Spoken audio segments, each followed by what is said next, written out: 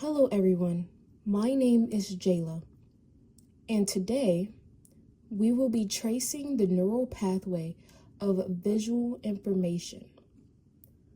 From the moment light hits the retina to when the brain interprets what we see. This is our table of contents for reference.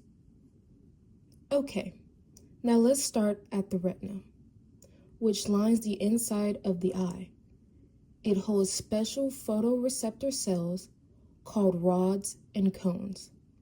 Rods are sensitive to dim light, while cones detect color and detail. When light stimulates these cells, they generate electrical signals. These signals are first processed by bipolar neurons in the retina and then passed to ganglion cells. The axon of these ganglion cells come together to form the optic nerve, which is cranial nerve number 2. Each optic nerve carries visual information from one eye and travels posteriorly towards the brain. Just before entering the brain, both optic nerves meet at a crucial structure called the optic chiasm. At the optic chiasm, something important happens. Some of the nerve fibers cross over, specifically fibers from the nasal or medial half of each retina cross to the opposite side of the brain. Meanwhile, fibers from the temporal or lateral halves stay on the same side.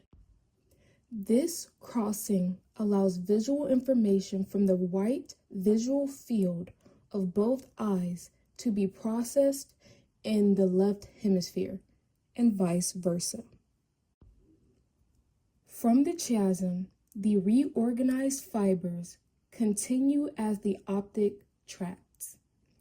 Each optic tract carries information from both eyes, but only from one visual field, left or right.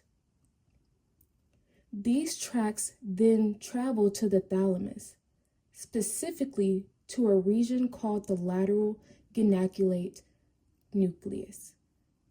Here, the signals are further processed and relayed to the primary visual cortex in the occipital lobe of the cerebrum via the optic radiations. Finally, in the visual vortex, the brain interprets the signals into recognizable images, allowing us to see and understand the visual world. To summarize, light activates photoreceptors in the retina, signals passes through the optic nerve, partially cross at the optic chiasm, continue in the optic tract, relay through the thalamus, and then reach the visual cortex for interpretation. Thank you, and I hope this pathway is now crystal clear.